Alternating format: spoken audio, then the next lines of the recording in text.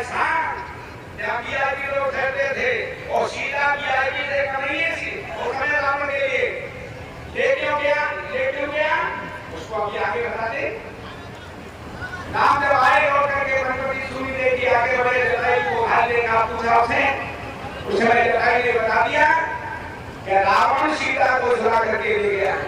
अब प्रश्न ये उठा है कि जब जटायु ने ये बता ही दिया कि रावण सीता को झुला करके ले गया है तो फिर खोज कराने की क्या जरूरत थी? सीधी सेना लेकर के चढ़ाई करके एक बार खोज कराई और दोबारा भजवाई सेना लेके खोज नहीं कराई चलते हुए सभी के आत्मा में पहुंचे के शुक्री बात से जो मृत्यु हुई है बाली को मारने के बाद तब जो खोज हुई वो खोज हुई सीता जी के पास में एक मणि थी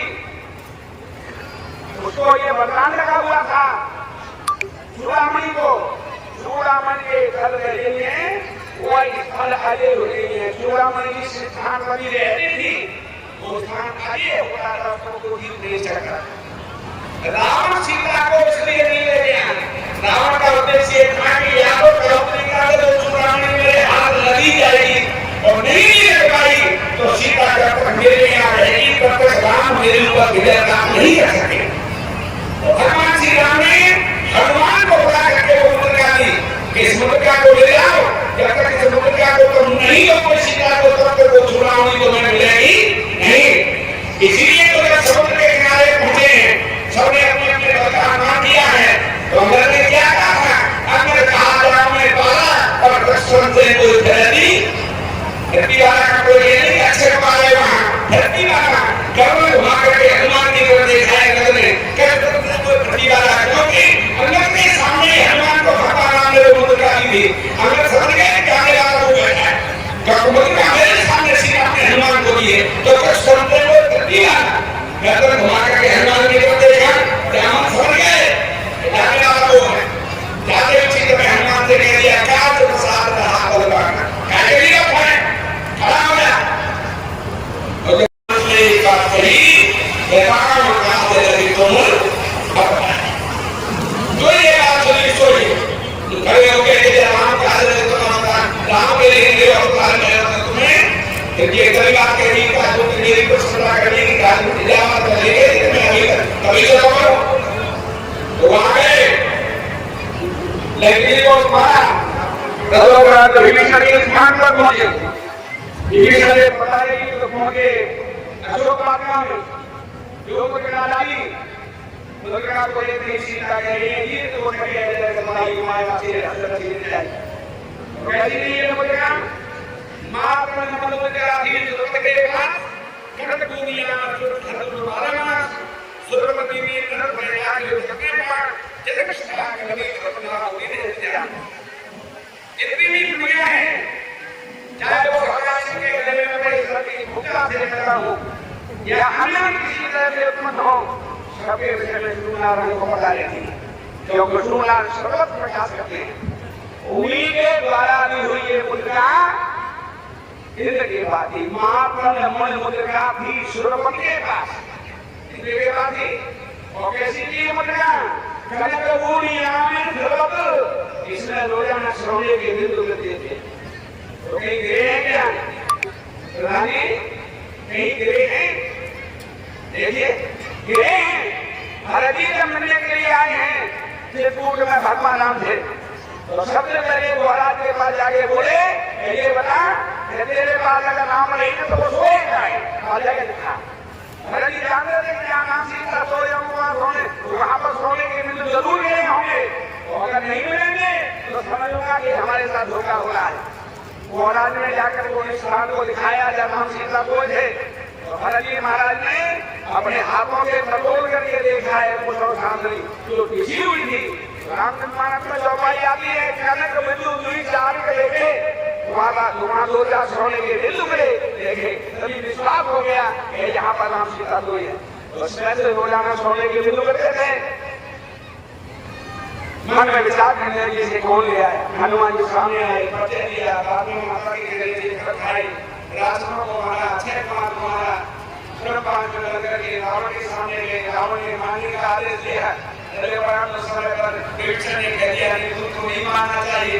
तो रावण ने आदेश दे दिया कि कुछ में आग लगाओ, कभी ममता मुझ पर ऐसे कुछ में आग लगाओ। और से चाहते थे हनुमान कुछ में आग लगी, अकाल कहाँ पर पहुंचे, उन स्थानों को नष्ट कर दिया गया। अस्त्र का भंडार था, इसीलिए राजा के अस्त्र के भंडार पर इसके बाद में लंकापुरी को जला करके पुल को लाकर के सीता के पास आए। मैया से कहा मैया को छीन मुझे दो। वो तो धामी जी की ची को लेने आए, चूड़ामणि देवी जिसे ले आकर के घर वाला को दिया, छाती से लगाया,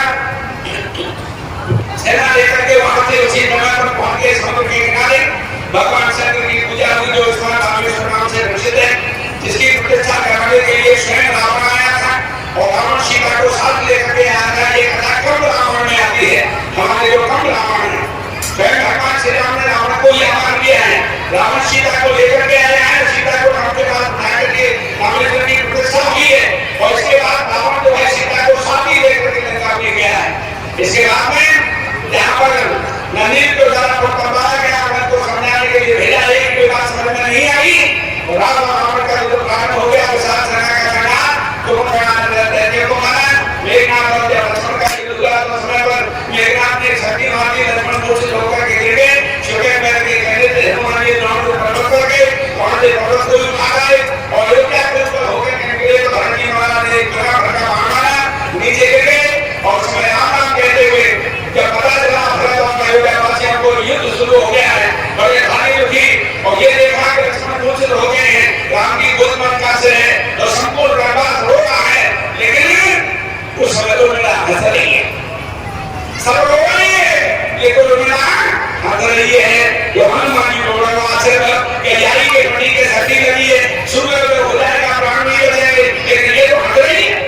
तो जाकर के सीधे बड़ा देखा अपना, तो क्या हंस रही है। और बड़ा ने कहा हनुमान जी कोई बात नहीं, चिंता मत करो, तुम्हें दुआ से अपना और रहना हो जाएगा, हमें आराम से रहो, जब तक मैं नहीं जाऊंगी तब तक सूर्य का उदय नहीं होगा। ये समझ ये एक प्रकृति स्त्री की शक्ति है, ये प्रकृति स्त्री की शक्ति है कि हनुमान से ये कह दिया कि जब तक मैं नहीं जाऊंगी तब तक सूर्य का उदय नहीं होगा, तुम्हें 2-4 दिन रहना है, आनंद करो। और तुम खाली नहीं चिंता करते हो, मेरे पति का सिर उसकी गोद में रखा हुआ है जैसे काल भी करता है। भरत जी ने अपना चमत्कार दिखा दिया।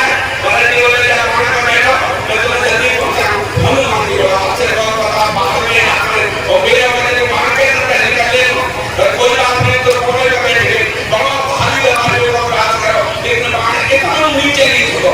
तो ये हनुमान जी सुन के एक बोल के राम और लक्ष्मण ने एक बोल के बदौलत बोल करके हर के चार पर ये बात मैं समझ गया कि तुम तो जो है भगवान राम देव भगवान खैर वहां से आए। हनुमान शुक्र में संजीवनी से लक्ष्मण की मूर्छा दूर हुई। इसके बाद लक्ष्मण मेघनाथ का युद्ध हुआ। लक्ष्मण मेघनाथ द्वारा रावण का युद्ध प्रारंभ हुआ और समय पर 30 बाण छोड़े, 20 विजय करके एक बार युद्ध होने लगा। तो विभीषण ने कहा जो पहली आकर के लग गया था, कह दिया समय भगवान राम से कि इसका पालन क्या करेंगे, खबरनी से तो वीर मांग थे। उसी को लेकर हनुमान जी चले गए थे। जो रघुवर ने थोड़ा बहुत पैसा है कथा का बच्चा दिया कितनी की जल्दी की तो ये दिखाई दे रहा है कि 4.5 करिए बहुत भीती है कथा, बहुत लंबी है कथा, वो बड़ी अंदर कथा है। इसमें एक कथा नहीं है जहाँ पर इतना चारों तरफ जो वृक्ष का बलवान फैल चुका है, तो एक टहनी से दूसरी टहनी तक जाने में 7 गुना क्या है। इसलिए चलिए यहाँ पर भगवान श्री राम के दूत हनुमान मंदोदरी से उस प्राण को मान करके लाए। कोई 31वां बाण था, जब 31 बाण छोड़े हैं तो 20 विजय दर्शन करके कोई 31वां बाण जिसने हमको सोच लिया उसका चिंता रखना जो करता रहता है वो ध्यान भी है क्या करके उसकी वजह से रावण गिरा और उसकी मारने के बाद परीक्षा लेकर के आए। भगवान अभिमान में बैठ करके सबसे समाचार हनुमान ने भरत को सुनाया। इसलिए दीपावली वाले दिन तो भेद को हनुमान जी की पूजा होती है। वहां जाकर के पूरी दीपावली में मनाई गई। वहां अयोध्या में जाकर के सबसे पहले भैया बेटी की तरफ हुए भगवान राम, क्योंकि बेटी और राम दोनों की मंत्र आती किसी समय आंख बंद कर ली थी भगवान राम ने। बेटी ने उस समय कहा लक्ष्मण होगा, शत्रुघ्न होगा, लेकिन बाद में राम का नाम लिया तो उठ गए भगवान राम। बेटी ने कहा बेटा क्यों उठ गया? राम ने कहा तुम तो कर दियो, तू मुझे बहुत प्यारा है, लेकिन मेरा सबसे पीछे नाम लिया। बेटी ने कहा बेटा तू मुझे भय से भी ज्यादा प्यारा है, तो आज मैं मानू उसे धोगी। उसमें पर कहा बेटी ने तेरी क्यों इच्छा सुना? तब भगवान राम ने कहा हे माता, और किसी माता में इतनी शक्ति नहीं है कि मुझे वो कर जो अपने पति को ये तुम्हें भेद बना के ला सकती है, ऐसी सत्यानी माँ तुम्हें घर में भेज सकती है, तुम्हें घर में भेज देना जिससे मैं पृथ्वी का ठाकुर कर सकूं। तो बेटी बहुत रोगी और मैं तुझे जरूर घर में भेजूंगी, और बेटा तुझे एक कल कर जाएगा कि कोई भी आगे चल करके भैया अपनी बेटी का नाम किए गई नहीं रखेगी, ये कल मुझे लगेगा तो कोई बात नहीं, इस कल को मैं सहूंगी और तुझे घर में भेजूंगी। इसीलिए माँ बेटी के पहला करके सूर्य बाद में शुभ समय जान करके भगवान राम को गद्दी पर बिठाया। वहाँ भगवान श्री राम अयोध्या के राजा थे। भगवान श्री राम राम राज्य का विज्ञापन ऐसा समाचार था। भगवान राम से आगे चल करके उनके पुत्र खुश हुए, उसके अतिथि के घर उसे पुत्री, उसे छेमदलवा, उसे देवानी, उसे भार्या, उसे वत्सल, उसे आगे चल करके राजा मनु, और ये योग में सिद्धि प्राप्त करके राम नाम ग्राम में विराजमान है। ये सूर्य वंश का नाश होते हुए देखेंगे तो इस वंश को फिर आगे बढ़ाएंगे। ये सूर्य वंश का प्राण है। और अब आएगा चंद्रवंश जिसमें भगवान श्री कृष्ण का जन्म है। आप लोग भाव से सुनिएगा, लेकिन 2 मिनट भर के करके रहा। कृष्ण जन्म कथा हुई। कृष्ण जन्म से आपने भाई भाइयों के बीच भेदभाव का नहीं, मिलन का संदेश दिया। क्या कहना चाहते थे आप व्यासपीठ से? भगवान श्री कृष्ण का चरित्र जो ऐसा चरित्र है कि वास्तव में उनका जैसा व्यक्तित्व किसी और दूसरे का है नहीं। भगवान श्री कृष्ण ने धर्म की रक्षा के लिए अवतार लिया, ये तो हम सब जानते हैं। राम और कृष्ण का अवतार ही धर्म की रक्षा के लिए होता है। भगवान श्री कृष्ण ने समता का भाव बनाने के लिए इस प्रकार की स्थिति बनाई कि आगे चलकर के और भी कथाओं में आएगा। जैसे भगवान श्री कृष्ण के भाव का वर्णन है। कहने का आशय है कि जिसने जिस भाव से भगवान की शरण ली है, भगवान ने उसी भाव से उसको स्वीकारा है। जैसे किसी ने पति प्राप्त करने का प्रयास किया तो उन्होंने ये नहीं देखा किसी को लांछन लगाया या जैसे भौमासुर के स्थान पर उसने कैद करके रखा था उनको। तो जैसे आज के समय में व्यक्ति ये सोच लेता है कि इतने दिनों तक ये वहाँ पर इतने से कैसे स्वीकारूं, पर वो ऐसे सामर्थ्यवान व्यक्ति थे कि जब उन्होंने शरण ले ली और इसके उपरांत भी उन्होंने उनको स्वीकार करके अपने स्थान पर पहुँचाया, क्योंकि उनका नाम शरणागत वत्सल है। भगवान का बहुत उत्तम चरित्र है। इसको यहाँ तो भगवान कृष्ण का जन्म हुआ और जन्म के संदेश देता है कि जिस तरह से भगवान कृष्ण के जन्म के समय पर ब्रजवासियों को अपार खुशी, ऐसी हर किसी के यहाँ पर किसी भी बालक का जन्म हो, हर व्यक्ति को ब्रजवासियों की तरह से खुशी मनानी चाहिए। आपने भागवत कथा के बीच में राम मंदिर का प्रसंग जोड़ा। अयोध्या में राम मंदिर बना है, लेकिन कृष्ण मंदिर कब बनेगा गुरुजी, क्योंकि हम ब्रजधाम में है? नहीं, कृष्ण मंदिर भी शीघ्रता से शीघ्र बनेगा। क्या चाहिए, उसकी अब शुरुआत हो गई है।